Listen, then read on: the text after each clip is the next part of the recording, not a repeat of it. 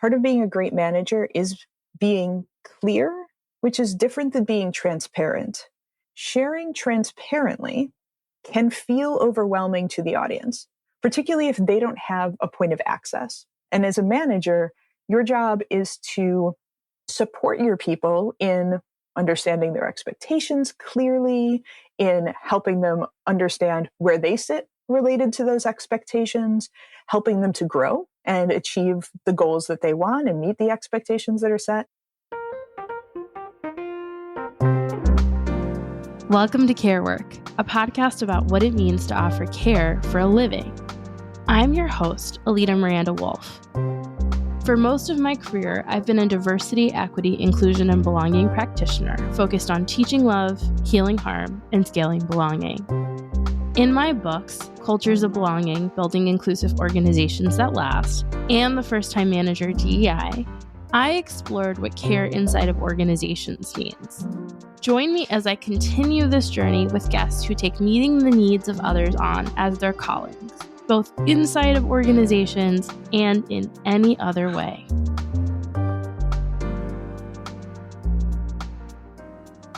In today's episode of the Care Work podcast, I sit down with Claire Podulka, who is one of my favorite collaborators. As the chief of staff at TXI, a digital product consultancy, she is focused on organizational results and organizational development. And she is here to talk about how to create inclusive teams that are focused on things like efficiency, productivity, sustainability, and clarity. This is key to understanding my approach to management and the people that I admire as managers themselves. Hi, Claire. Welcome to the Care Work podcast. Hi, Alida. Great to be here. I think maybe the place to start is, how do you see yourself as a care worker when you think about the role that you're in today? Yeah, I've been pondering this question since we started talking about having this conversation, because I never would have consciously defined myself as a care worker, right? That's not a term that I would use about myself. But as I reflected a bit, I realized that it is a really essential part of the role that I play, how I show up in life, but also how I show up in work. As the chief of staff, I have accountabilities for strategic initiatives of the business. I have accountabilities around communication and the operating rhythm of the business, and taking on the equity officer role as well, stepping into that for the first time. I have accountabilities to furthering our goals around diversity and equity and inclusion and belonging. Obviously, care is integrated within each of those pieces. There can be this false dichotomy in people's thinking. Either you are someone who cares about people and cares for people, there's that sphere of work, or you are a strategic thinker. You've got the vision, you keep the big picture in mind, or you're an operator. You're focused on efficiency. You're focused on the tactical, on like getting things done. Certainly, people have relative strengths in each of those, but the real power, the real unlock, when I think about what it takes for organizations and people to thrive, particularly in moments of a lot of uncertainty, a lot of change, a lot of ambiguity, and some sense of fear. It's fair to say we've been through a lot lately. We're still going through a lot as a society, as a world. And when I think about what it takes to thrive in those kinds of circumstances, it is someone who can operate at the nexus of care and strategy and efficacy. I think there's a real power in that overlap. What is also interesting to me about it is this idea of bringing together seemingly disparate functions is very much what people think of in a chief of staff. And the idea of being able to bridge multiple ways of thinking, doing things, departments, etc. At the same time, I think that's why it's so hard for people to understand what a chief of staff is. And many people have an image of that role from the West Wing, Yep. as opposed to in contexts like yours, where you're doing this in an environment where you're running a technology company. So I wonder if we can spend a little bit of time talking through what it means to be a chief of staff and also how that takes shape for you specifically. Absolutely. The number of West Wing references in my life has gone up exponentially recently. So I like to say that if you talk to 10 chiefs of staff and ask them about their job descriptions, you will get 15 different answers. No two are alike. Each is very unique to the organization and to the person that they are most attached to. So typically referred to as a principal, right? The role that I crafted with the leadership team at TXI was one that was very focused on the organizational needs that we have. It's going to be different for different organizations. For us, what that looks like is someone who is focused on facilitating the leadership team. So how we gather as a team, how we make decisions, how we choose priorities and move those priorities forward, as well as facilitating the operating rhythm of the company as a whole, how the company gathers, how the company forms connections and shares input, et cetera.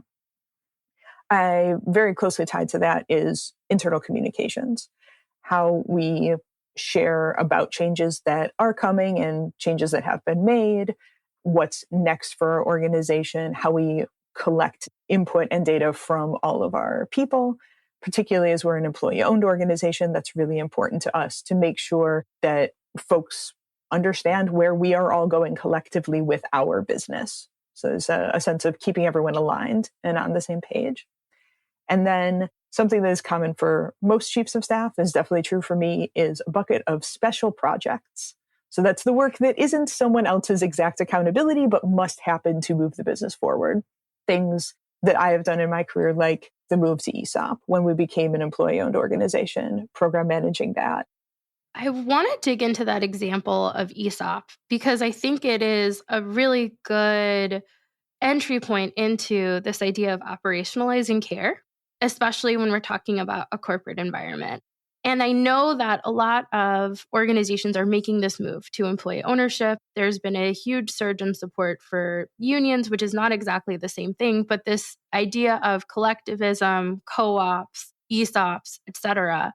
So I would love to go into a little bit more why you all decided to do this and how you actually made this happen in a way that would ultimately make your employees feel like it was something that was being done for them and their benefit. It was a lengthy process and one that originated with our founder, Josh Golden. He came to learn about ESOP many years ago, and the model really appealed to him because the company TXI has been founded in the sense of we're all in it together. Own it is one of our core values. And previously, own it was metaphorical. You own your accountabilities, you own your work, you own your part in a conflict. And the idea of making that literal was very appealing. It's very based in our values to allow all of the employees to benefit from the work, from the value that we all create. We had previously had a model where folks were able to buy in, right? This is a pretty common opportunity that's given to employees where you're able to buy shares, get stock options, something like that, RSUs. There's other common variations on this. And that's okay, but that's not equitable because we know that capital is not distributed equitably in our society.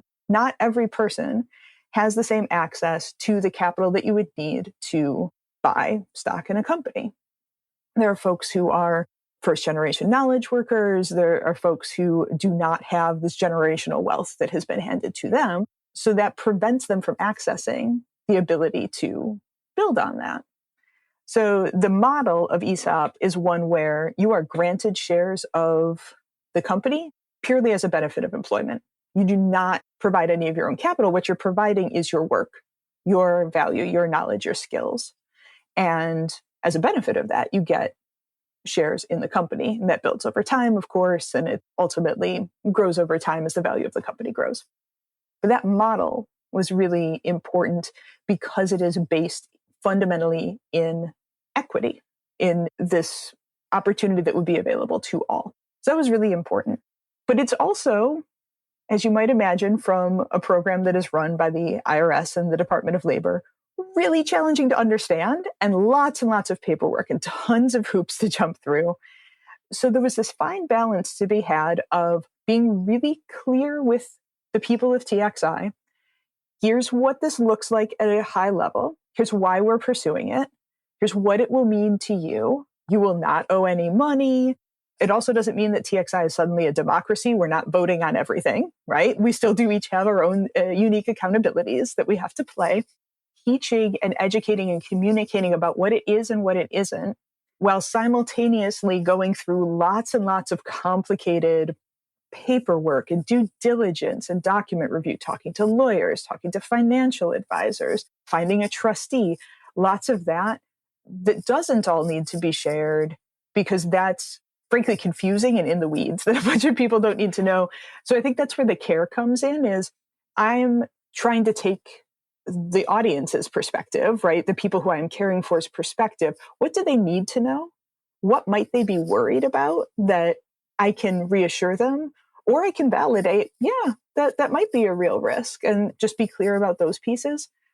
Well, the other part of care is taking care of all of those, crossing the T's and dotting the I's behind the scenes and doing all of that work so that it is, this entire plan is set up correctly, is set up for the benefit of employees. I think this is also important because obviously, as you know, I have a new book coming out, First Time Manager, DEI.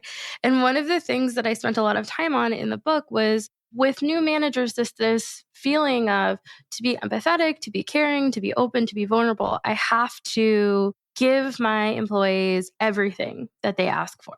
And this idea of boundaries doesn't get established in the beginning. At least that's been my experience with the first-time managers that I've coached, especially the ones who are trying to be equitable, because they essentially think that being equitable is being equal. So any information I have is information you should have, without considering what the cost of that information might be.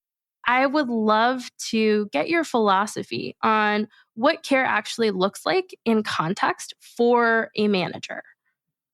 Yeah, I think that what you're calling out is so important because I believe part of being a great manager is being clear, which is different than being transparent. And this is something that has only come up for me really in the last couple of years, and it's due to feedback that my colleagues have given me recently, which is that sharing transparently can feel overwhelming to the audience, particularly if they don't have a point of access. Like if you can't do anything with information, if you're not being invited to give input or provide feedback, if you don't need to take any action based on this, if you have no power in this situation, there are still things you may need to know. And as a manager, your job is to support your people in understanding their expectations clearly, in helping them understand where they sit related to those expectations, helping them to grow and achieve the goals that they want and meet the expectations that are set. I know that we've talked about the fact that you have a lot of opinions about management and what good management looks like versus what maybe management that could be improved looks like. I would want to know from you what you think actually makes for a good manager.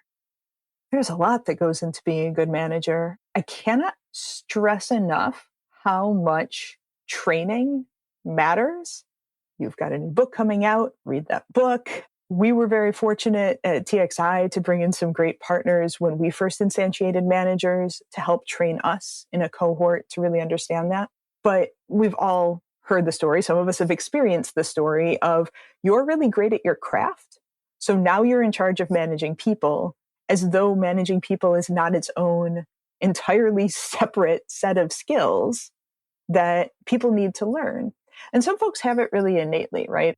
I really love the model that Kim Scott uses in Radical Candor, which is that you must care personally and challenge directly. And she has, a very nice little matrix where if you are missing either of those key components, and if you're missing both of them, you're really destroyed. But I think that really summarizes, there's a lot underneath each of those to unpack, but caring personally and caring authentically about your people. There's a lot to the boundaries that you need to set there to care personally, but it is important to find that authentic point of connection with your people, understand their motivations, understand their goals, understand their communication style. Every person you manage is going to be unique, and you have to, as a manager, adjust to meet them where they are. Because if you don't meet them where they are, you can't get them to wherever they're hoping to go and wherever the company needs them to go. It's that nexus that you have to be focused on as a manager. And then challenging directly, giving that really candid, direct feedback that is actionable, not personal criticism, not fluff, but truly, I have observed this. What do you think about this? Or I need this from you. That kind of direct feedback can be really hard to give because there's a lot of shame bound up often in you're not meeting expectations. Well, maybe depending on, I could think, well, you must know that. So I'm not going to tell you. I'm not going to be the one to share that. Or it's probably because of something else that's happening outside of work. So I don't want to make them feel bad, or that's somebody else's job. When you're a manager, it is not someone else's job. It is very much your job to make sure that your people, again, going back to the idea of clarity, have a really clear idea of the expectation is this, and I am meeting or not meeting that expectation, and here's how I get from here to there. One of my former colleagues, Karen Oates, used to say kindness is clarity and clarity is kindness. And it has a lot to do with expectations. If we all know what the expectations are between us, then we can decide whether we fulfill them or not. But if we don't know what those expectations are, if everything is implicit, then we are not starting from the same place and we may never reach each other. So I hear that a lot in what you're saying. And I also wonder, what makes it so challenging to manage other people? I think it's a little bit implied in what you just said. They are other people. And we have this very natural human tendency, right, to assume that others are like us in so many ways. I've absolutely, particularly as an earlier in my career manager, when I hadn't had any training and I hadn't had a lot of experience, I just sort of assumed that people were mostly like me, particularly if they were in some kind of surface level way like me, if we had some identity in common. It's like, oh, well, she probably wants to get ahead in these ways. She probably worries a lot about this. Maybe she's dealing with imposter syndrome, because I've dealt with imposter syndrome. But I didn't stop and ask. I didn't check those assumptions. I didn't engage in as much of a dialogue. And now, the most recent times I've been a manager, I've managed people who are quite different than me in lots of ways, the obvious ones and the not obvious ones. And I think a great manager needs to build those personal connections and really understand it doesn't matter my perspective. I need to take your perspective for the purposes of supporting you in a way that's going to resonate, that's going to be meaningful. I have someone who was my direct report previously. I don't have any direct reports now. It's the one downside of a chief of staff role is I'm missing that for sure. But there's someone who was my direct report previously, and she and I are very different in terms of our levels of energy, our levels of motivation, our levels of risk acceptance and challenge acceptance in life. She is just much more on the edge of that than I am. I'm like a more reserved and mellow person, particularly at this moment in my life. And at first, when I managed her, I hit up against that a lot of times. And we had to have a few conversations, some of which was her, in a sense, managing me and saying, but I want that. I want more challenge. I'm not feeling burned out. I do want to push. And that was a moment for me to check myself as a manager and say, I was enforcing or assuming burnout on a situation that looks like burnout, maybe because of the hours or because of this or that factor. But you're a human and you're telling me my experience is not burnout. I am not experiencing that in this moment. That was a learning for me, right? Yes, I could have these bits of evidence, but the strongest evidence is what you, the human, are actually experiencing. I need to listen to you. And as a manager, it really does just take the time and the conversation to get to know the person so that you can care personally and support them. I think, too, this comes up for me in what the responsibilities of a manager are in balancing the individual versus the team, the responsibility you have to the organization versus the team, and then what it is that you are meant to do in terms of who you serve, whether that be a customer, a client, or a community. When I was preparing for this conversation, I was going back to my notes from Kids These Days by Malcolm Harris. He talks a lot about how the growth of growth has led to catastrophic results for a lot of people in a lot of different ways, but especially younger people. And his whole analysis in that book is that we have all of these ideas about millennial workers in particular that are rooted in the idea of generational struggle, as opposed to what it means to have grown up in a world obsessed with the growth of growth for growth's sake. And so you have people who are coming into the workplace who have been in training camps, essentially through school, through coaching, through sports, through extracurricular activities to achieve and excel and do, and be as productive as possible. Millennials are the most likely to work the longest hours of any generation before them, and who feel that this is their responsibility and may be exceptionally challenged when they're coming into the workplace at both balancing this drive to achievement and productivity with the desire to be good humans, essentially, and lead people well. And so I think for me, it's a few things to unpack. But the first place that I would love to dig into with you is thinking about what it means to be a responsible steward of a team when ultimately the job that you are being held most accountable for is growing a business or making revenue. I love this topic. Anything that I can do in my own small corner of the world to defeat this idea of completely false idea of growth for growth's sake, I will do. And I think managers play this really interesting, as you say, middle part between maybe higher up leadership and the team. And I think part of being a manager is managing up. So one of the ways that as a manager you can play a key role here is you will be receiving some kind of guidance, goals, instructions, whatever, from leadership, and really thinking about and having empathy for the leaders, trying to put yourself in their shoes and say, like, what are they actually aiming for? So whether that is being incented on productivity or incented on, lowering operational cost or whatever that is, like understanding what is the goal, and then using that as a lever to pull when it comes to pushing teams too far. There's plenty of anecdotal evidence, but I saw a survey recently from Slack came out that was like working more hours damages productivity. You do not get more productive the more hours you work. You get less productive.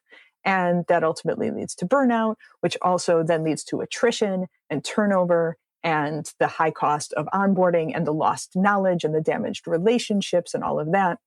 So if what you actually care about is, actual productivity per hour worked, if what you actually care about is operating costs and operating efficiency, right-sizing those hours worked and not pushing to the extreme, it's actually the fastest way to get to the goals that you have. So I think it's using that business acumen that you would be expected to have to speak the language of whoever it is in leadership who is asking certain things of you, to say, okay, yeah, I understand our goals. And the best way to get there is to keep our folks working like a nice, steady 40 hours a week with very reasonable and achievable goals. That's half the equation. The other half is then what you communicate down to your team. And I think it goes back to some of what we talked about in the early part of this conversation, which is what do they need to know that they can do something about?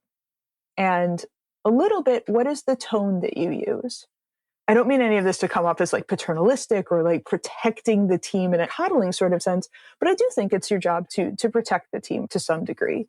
So if you know that leadership was having a really charged conversation around like, we have to hit these numbers because our, the investors are all pushing for this. And if that got really heated, that gets communicated to your team in a really even-handed way.